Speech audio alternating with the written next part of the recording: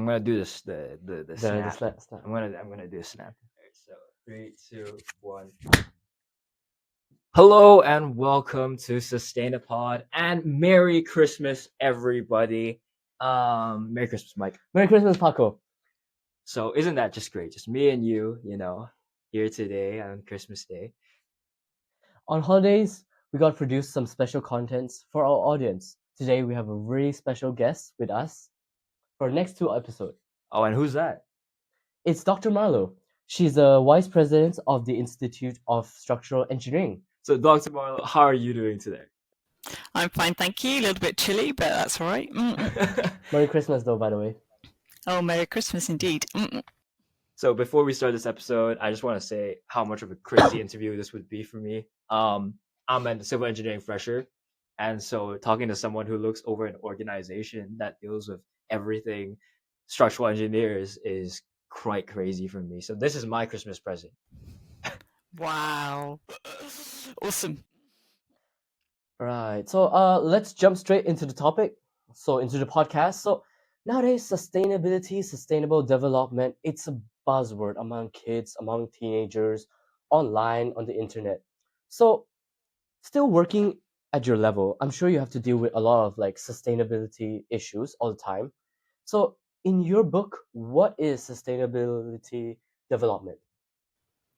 Sustainable development. I go back to the concept back in the 1990s where there was a famous report called the Brundtland Commission, and it was around the time of the Rio Earth Act of 1992. And it's famously about meeting the needs of the next generation. And that brings about your one planet concept. So we should be treading the earth lightly and using the resources and living our lifestyles as lightly as possible. Absolutely. And you're a structural engineer, but which sometimes, I mean, as we're going through this, it's got to be a more and more sustainable field, but it wasn't really a sustainable field to begin with. And so somehow you guided your career into sustainability with a specialty in climate resilience. So why do you think resilience is so important compared to maybe some other sustainable areas like embodied carbon or that sort? Okay, so that's a really interesting question, and we're going to go on a little bit of a history lesson, I suppose. So going back to 1992, I remember this data: 387 parts per million of carbon dioxide in the atmosphere. And nowadays it's around about 420 parts per million. So you can see that even back in 1992, alarm bells were being rung. And I guess at the time you was told, oh, don't worry about global warming. It will happen to the next generation. I am one of those next generation. You are one of those next generation people. And we can see that the world is changing. So by can I be really political here? By the lack of action of others, we've ended up in a kind of position where I guess climate resilience has got more and more important because we still need to address the critical issues. And as part of climate resilience, sustainable development is still very, very much fundamental. But with sustainable development, unless you're thinking about how to cope with future scenario hazards, so we talk about 2050 now and 2080, unless we think, if we don't think about those climate scenarios, then we're not developing in a sustainable way. So we need to be prepared or look at things actually being destroyed. So would you build them in a tsunami zone? Probably not. That's not going to have a sustainable outcome. So I guess that's why my focus has shifted more into what we call resilience. Right.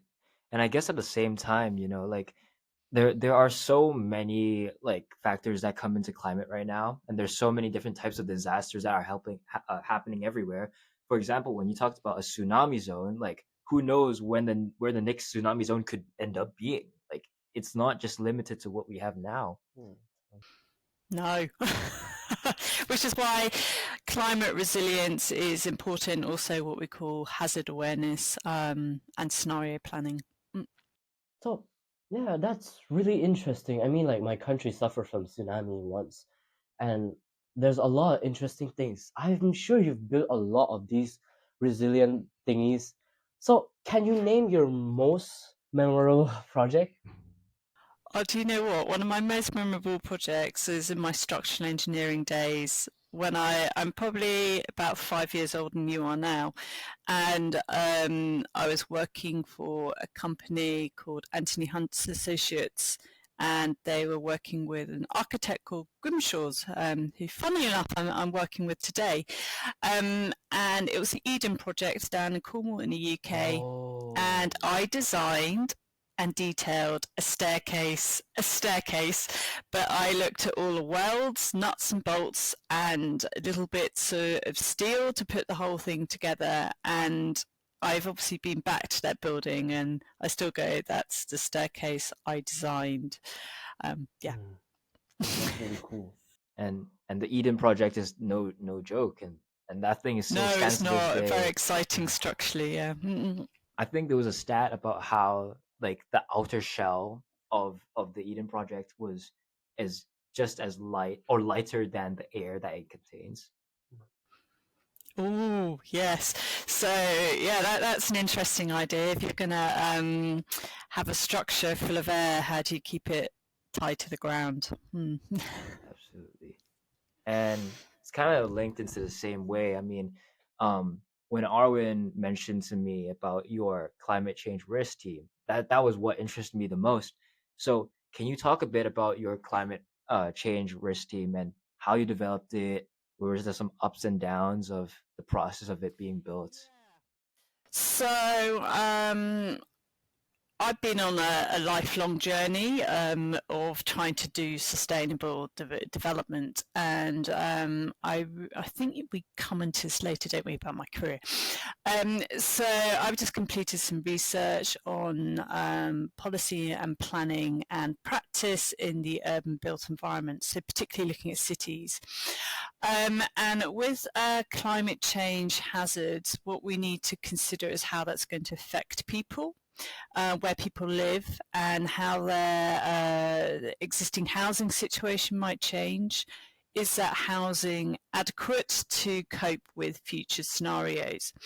So what we currently do is we do things called climate change risk assessments, where we might look at individual assets or multiple assets.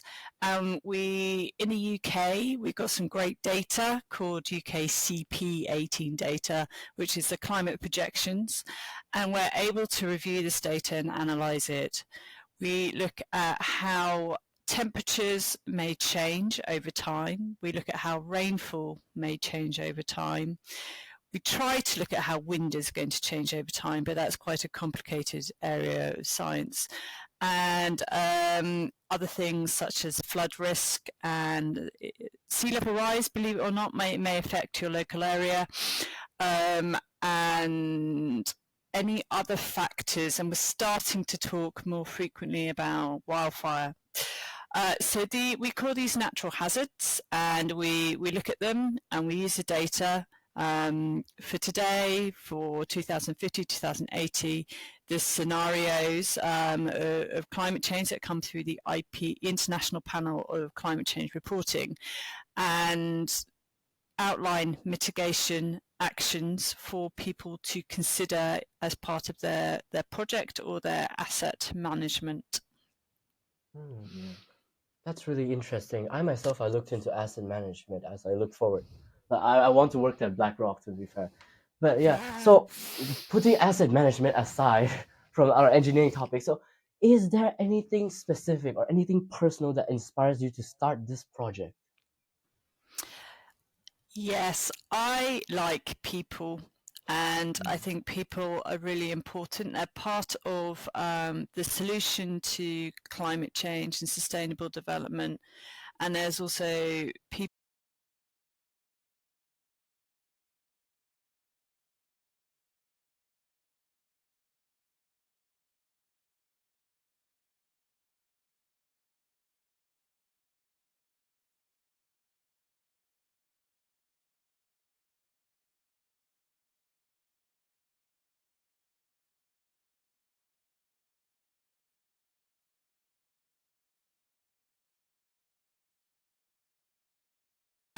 quite a societal person. I think that we need to be kind towards people, and not everyone has the same circumstances as ourselves, and we need to be mindful of that, particularly in the urban built environment.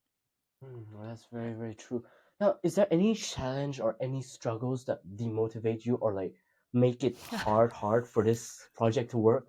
I know helping people is like a really, really tough job. Daily, I think people are also a barrier, aren't they? Not everyone wants to change their lifestyle. Not everyone wants to consider alternatives. Not everyone wants to move from their home that might be at flood risk.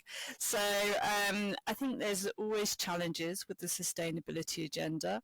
Sometimes it is the pure and simple understanding of what the concept means. So earlier in our chat, we went right back to the original ideas. But over time, these things can get called all sorts of things. So the new buzzword is net zero or even positive pathways. And you sort of think, what's a positive pathway? Is that sustainable development? So I think language and nuances of how we articulate ourselves are also something we need to be mindful of, and how understanding can be perceived as something simple, but actually can become more complex. And yeah, I think that's a regular challenge. I mean, you talked about like the IPCC, and that reminds me that like engineers and specifically structural engineers have to follow a lot of the um things that the UN and stuff of them like things at COP. I think COP 28 is happening or Yep, happened. it's happening. Yeah, happened. Yeah. And you guys have to follow a lot of those rules. But does it really like hinder like not COP, but like when government regulations prevent um maybe like there's some sustainable breakthrough, maybe you made some apartment or like something, and then you made a good design and made it sustainable, but it just can't come to be because of policies that are out of date and stuff like that. Does that bother you or In the simple answer, yes, it bothers me a lot. And I think this is our greatest challenge, and it is what led me to do my recent research in the first place. And the reason why I did that research was I couldn't quite understand, even 5 years ago, why we aren't living in an urban, sustainable built environment. So for me, my vision of that might be that why don't we all have solar panels on our roofs? Why aren't we living with rainwater harvesting? What why not? And it doesn't take you too long to go down the policy direction. And we have laws and regulations, and some of them aren't mandatory. Well, laws and regulations are mandatory, but sustainable compliance may not be mandatory. And again, you have to ask why. Is it because it's a cost? But when you bring in the climate resilience argument, you're like, well, in 20 years' time, we're going to be flooded. So why wouldn't you build up a slightly higher wall or raise up this platform? So decisions that have an impact today change over time and might have a different cost and impact later down the line, which is where the climate scenario and forecasting takes its role. So I still think policies, coming back to policies, need to change. And you will also have, if a sustainability performance isn't a mandatory requirement, people will tend to go to what they can get away with. And in the UK, we still have, well, we do have building regulations, and the most known one is Part L, and that has thermal performance and all sorts of things attached to it. But even 2006, you didn't necessarily have to comply with the same sort of standards that you do today. And then things get built that we're living in, or some people are living in 2006 compliant homes, but we're now in 2020 and the compliance would have shifted. So I think this temporal component of how policies and regulations change is really, really interesting, particularly when sustainability is not a mandatory requirement. Right. Do you Doesn't make think sense, does it? yeah, it's not mandatory, but do you think the government and most policies, let's say most place, is it up to dated? Is it up to the rate of all the climate change and all that right now, in your opinion? I'm going to say no. And I don't want to say no. I think it could be more, and we're going to come up to, it is a political issue, how the government at the time in anyone's country around the world may perceive sustainability or climate change. And what's really interesting about the COP, we mentioned those, they're getting countries to sign up to a minimum carbon reduction target. But countries signing up to a carbon target may not quite come back into the laws and codes and policies and all these things that are happening in practice. So we get this difference in regulation and compliance. That's true. We've been talking a lot about on like the government level, on a higher level, and we will get back to that. But I was thinking about when you mentioned solar panels, like at the regular people level, like citizen Just level. us, yeah, just Yeah, us. yeah, yeah, yeah. Just Just us, right? audience and everyone. Yeah, and our audience, right? It's very common for people to be like, why don't we just have solar panels everywhere? Why don't we just plant more trees, right? Because It looks simple, right? it looks Yeah. simple, and they feel like there's like I can solve this problem easily, right? Yeah. Like all you gotta do is plant these trees Use somewhere, and then less of that. Just yeah, do more of this. It seems recycle. like simple Yeah, and really straightforward. but how do you communicate that to people that it's not that simple? Hmm. Mm. um, there are a few things that get talked about when we talk about planting trees. Trees don't grow overnight, and they take time. And there have been practices called carbon offsetting. So we might not be able to plant. You don't build trees. plant trees in our back garden. We may use carbon offsetting programs because that makes us feel better. So that might remove the situation from our local street and put it somewhere else, and that might have a social value consequence to a charity or some other. It sort of gets taken away from us and gets put maybe in a rainforest, for example. So I also think so that was carbon offsetting. Why can't we do it? Well, that's expensive. Like I would want to put solar panels on my roof if I could afford them. But currently I live in rented accommodation. So it would have to be my landlord that puts on solar panels and their expense. And then I might have neighbours that might go, I don't like the look of that, and put in planning complaints. I don't know. So there are things that should be simple that when you look at the regulatory components of it aren't always as simple as we'd like them to be. Another one is reducing urban heat island effect, for example. Why aren't all our houses painted white? And it might be that we don't want our house painted white.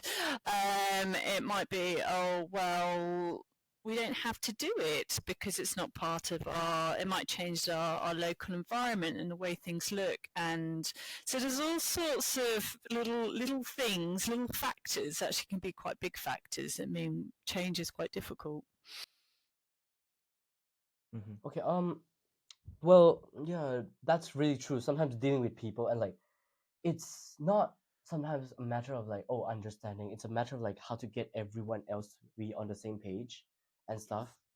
And yeah, oh, also, can we drag back to urban planning and all the things you said before? So Can you talk a bit more about urban city planning for like Middle Eastern countries? Oh, yes. So, Middle Eastern countries, I had the fortune of working in the UAE around about 2010.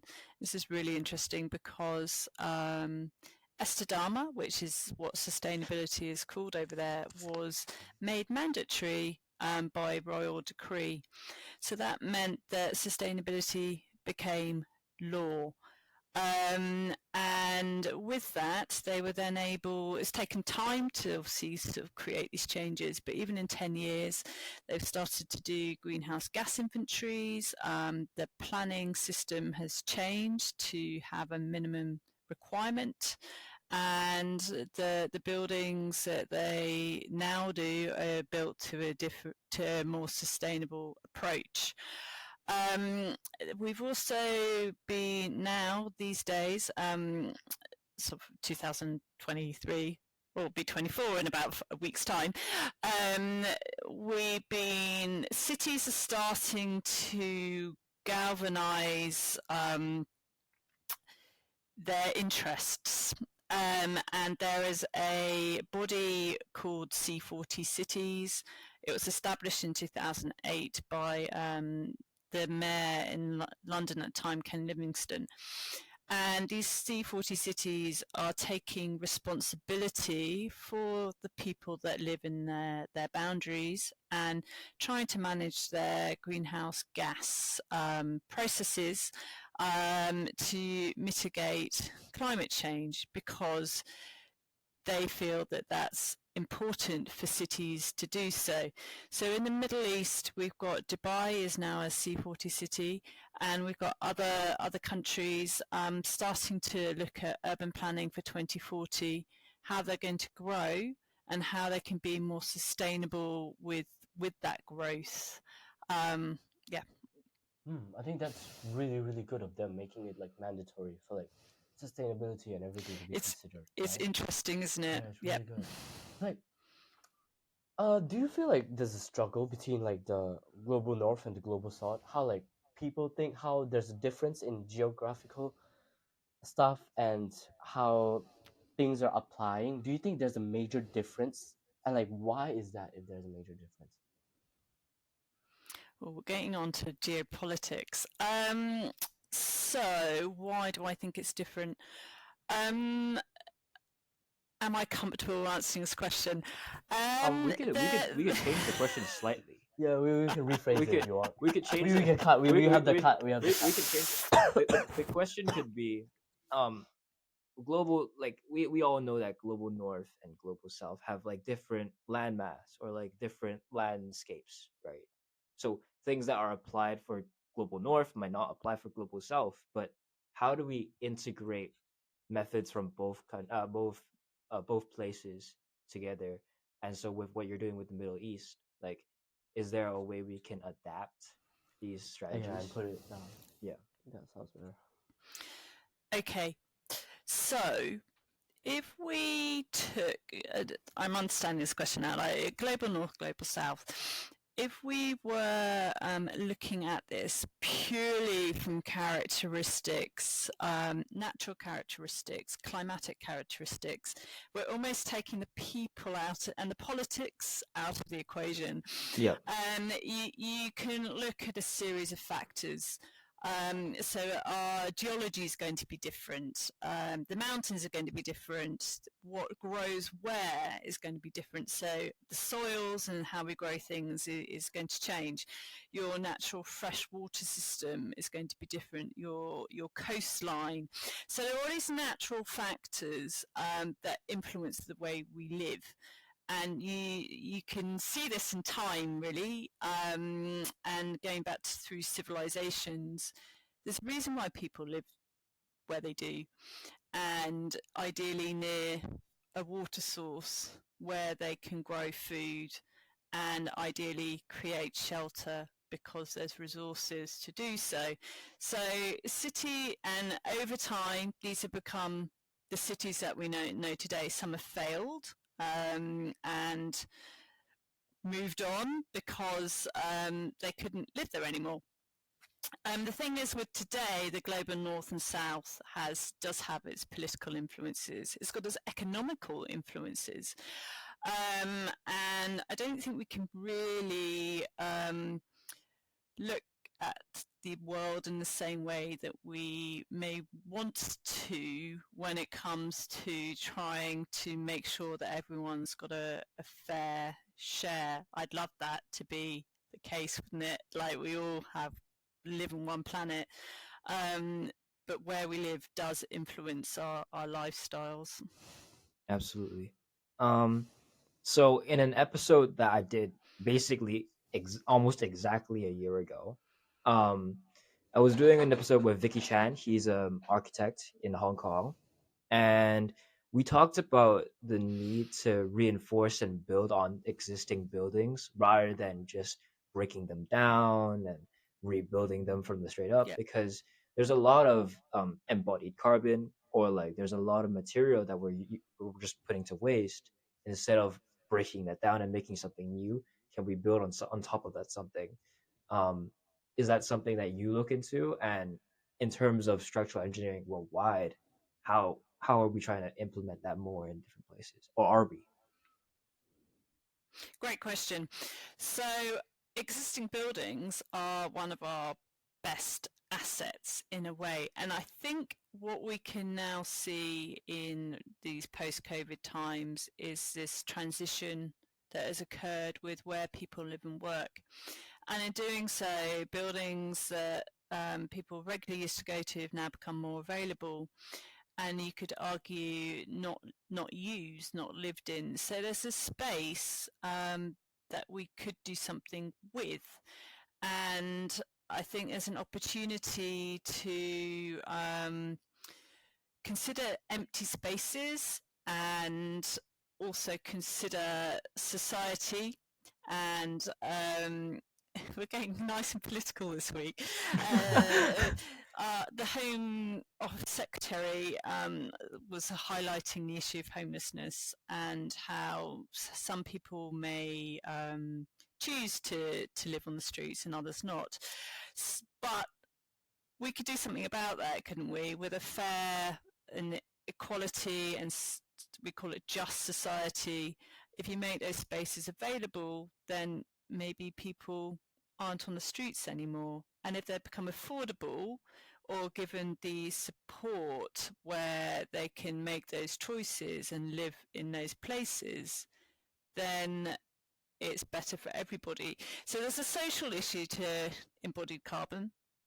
And bringing us also back to engineering, existing buildings, some are going to be able to deal with the loading change of maybe increasing the height of a building.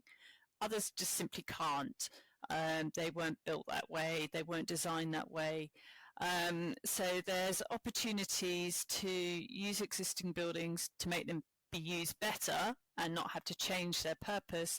And there's also opportunities to maybe expand on what we have by building on them and refurbishing them, and just even going 1 or 2, 3 extra stories to create more space. Mm, So an improving allocation of resource, make better use of the things Yeah, that we already yeah, have. yeah. absolutely. Simple. Mm. Use less. It's already there. Exactly. Exactly. Um, Maybe we probably shouldn't get too political, because I don't. The last thing I want is this episode to be taken down. Yeah, So it's a youth podcast after all. Yeah. yeah, but we can switch that around. So right now we could just dive straight into just engineering in general. So a very broad question: what is the importance of having people in engineering?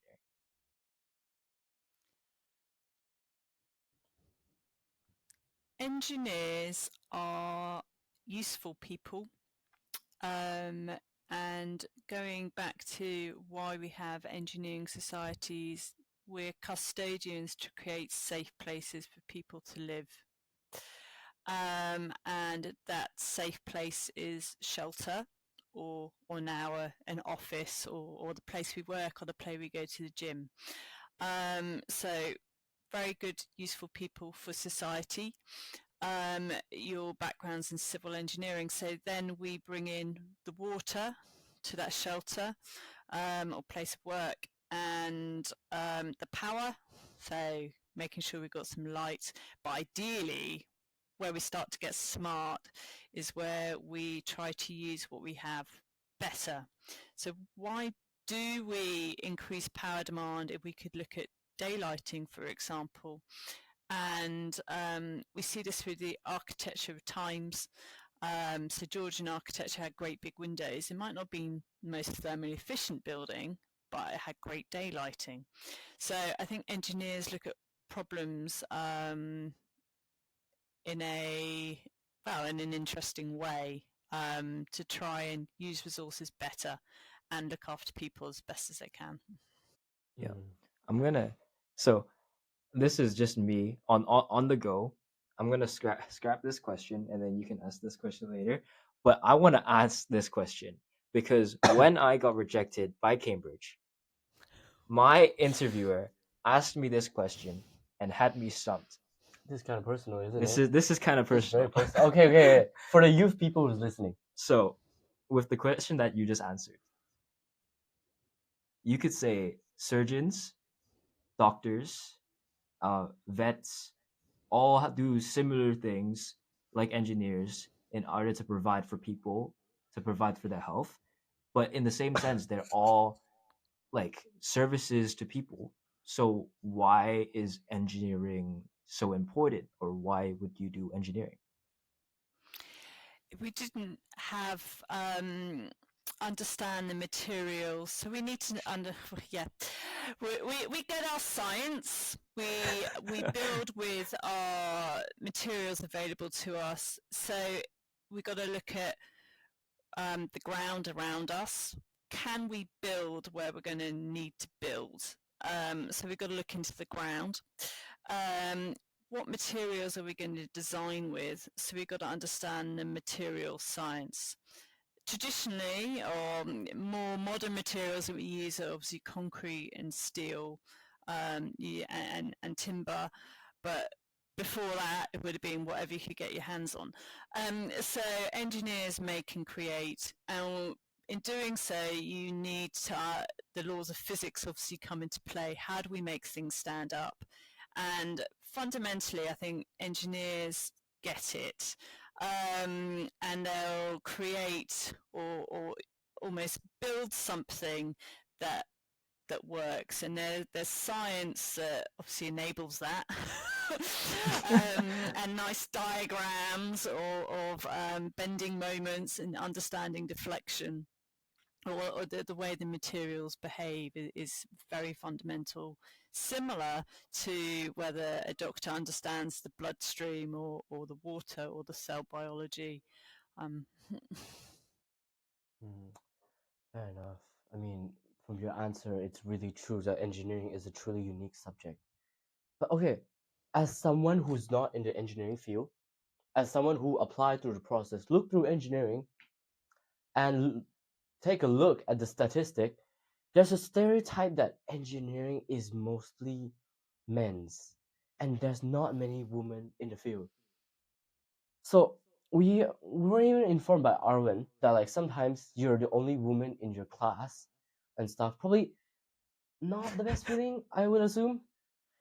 So what do you think about the case, or like what's your broad opinion about this statement that like engineering is not a lot of like space for women's, or like mostly men's in engineering? Yeah,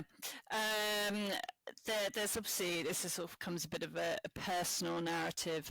I'm one of those people that played with Lego. I made stuff, I drew stuff, creative, and was interested in the way things worked. And not everyone's the same as that. Everyone gets into their own little things. So I had that intuitive behavior. And when I went to university, I would say I wasn't the only woman in the room. There were at least, I'm going to say 10, maybe 12 girls out of 100.